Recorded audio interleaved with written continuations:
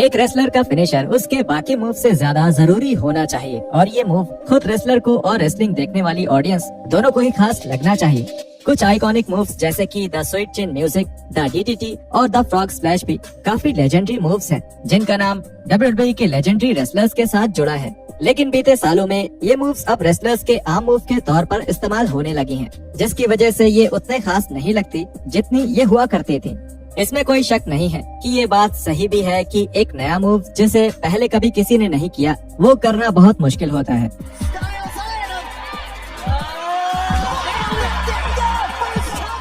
लेकिन ये बात भी सही है कि इन मूव्स को हमेशा खास बनाए रखना चाहिए और अगर इनका इस्तेमाल करना ही है तो केवल फिनिशर्स की तरह ही किया जाना चाहिए, न कि एक आम मूव के तौर पर जो बिल्कुल भी खास नहीं लगती।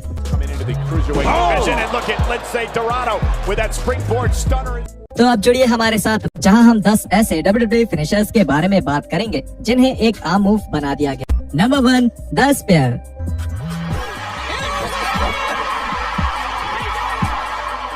द स्पेयर को गोल्डबर्ग ने WCW में फेमस कर दिया था। ये मूव बहुत जोरदार, तेज और बहुत खतरनाक लगती थी।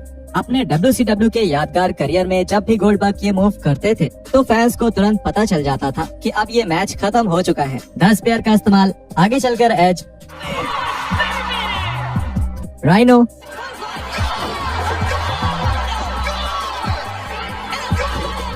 रोमन रेंस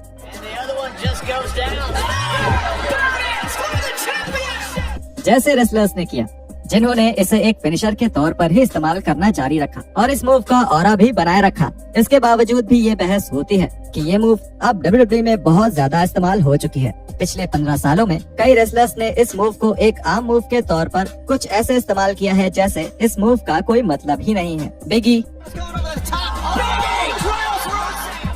मैट रिडल और शार्लेट फ्लेयर अभी भी द स्पेयर का इस्तेमाल करते हैं और ये उनकी फिनिशिंग मूव भी नहीं है। द स्पेयर उन मूव्स में से है जिसे जितना हो सके उतना खास बना के रखना चाहिए ताकि जो इस मूव को अभी भी एक फिनिशर की तरह इस्तेमाल करते हैं उनके लिए इसके मायने बड़े रहें।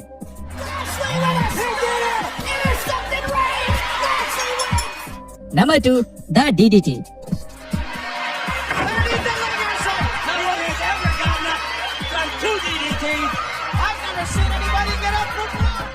WWE के लेजेंड और हॉल ऑफ फेम के सदस्य जेक द स्नेक रॉबर्ट्स ने 80 के दशक में द डीडीटी को फेमस किया था। ये एक लेजेंडरी मूव बन गई थी क्योंकि जब भी रॉबर्ट्स इस मूव का इस्तेमाल करते थे तब WWE ने उनका पूरा साथ दिया था। मुश्किल से ही कोई इससे किक आउट कर पाता था, जिसका मतलब ये था कि जैसे ही रॉबर्ट्स ये मूव करते थे फैंस को पता चल जाता था कि ये मैच अब खत्म हो चुका है। रॉबर्ट से एक बार पूछा गया था कि डीडीटी का मतलब क्या होता है और उन्होंने बहुत अजीब तरीके से इसका जवाब देते हुए कहा, दी एंड।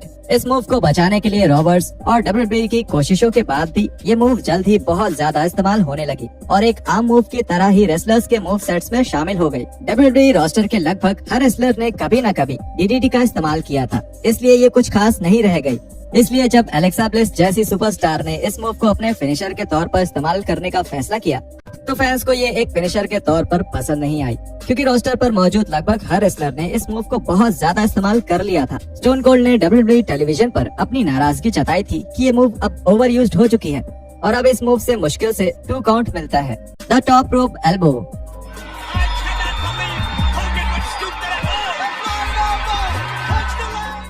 शुरुआत में WWE हॉल ऑफ फेम के सदस्य माचो मैन रैंडी सैवेज ने top rope elbow finishing move को फेमस किया था। सैवेज की बाकी सभी मूव्स काफी बेसिक थीं, जैसे कि स्ट्राइक्स और चोक्स, लेकिन उनकी फिनिशिंग मूव आज तक की सबसे फेमस मूव्स में से एक थी।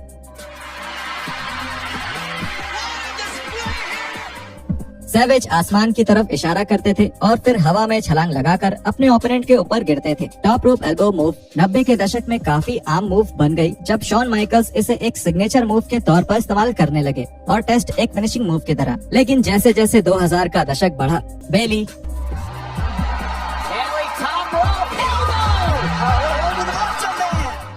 और यहाँ तक कि बिग शो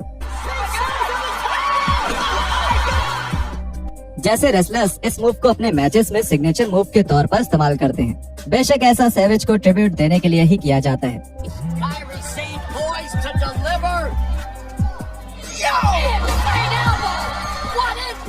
हाल ही के सालों में कायरी सेन ने WWE की ऑडियंस को इनसेन एल्बो से रूबरू कराया, जो कि सैवेज के फिनिशिंग मूव का ही एक वर्जन है और ये मूव फैंस के बीच बहुत फेमस है क्योंकि वो इसे बिल्कुल सही तरीके से करती जाती हैं और इसमें एक नई और अलग बात भी है, जैसे ये मूव सबसे अलग लगती है, द फ्रॉग स्प्लैश।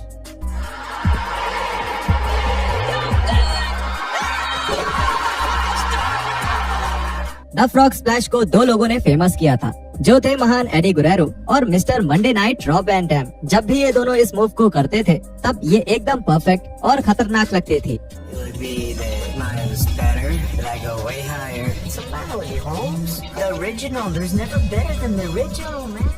इस मूव ने इन दोनों रेसलर्स को 2004 और 2006 में WWE चैंपियनशिप भी जिताई है। इसके बावजूद भी 2005 में गुरेरो की असमय मौत के बाद ये मूव दूसरे रेसलर्स बहुत ज्यादा इस्तेमाल करने लग गए हैं। बेशक ये एक ट्रिब्यूट के तौर पर किया जाता है, लेकिन ये मूव अब केवल एक सिग्नेचर के तौर पर इस्तेमाल होती है, न कि एक फिनिशर की तरह, जिसकी वजह से इस मूव का ऑरा खराब हो चुका है। ऐसा तब तक है जब तक आप विकी गुरेरो को इसमें शामिल नहीं करते, जो अपनी मूव को द कूगर स्प्लैश कहती हैं। सेथ रॉलिंस, केविन ओवेंस और क्रिश्चियन, सब ने इस मूव का इस्तेमाल किया है, लेकिन इनमें से किसी ने कभी इस मूव से कोई मैच नहीं जीता, जो कि काफी बुरी बात है क्योंकि एक समय में द फ्रॉग स्प्लैश सबसे बेहतरीन फिनिशिंग मूव्स में से एक हुआ करती थी। The neck breaker,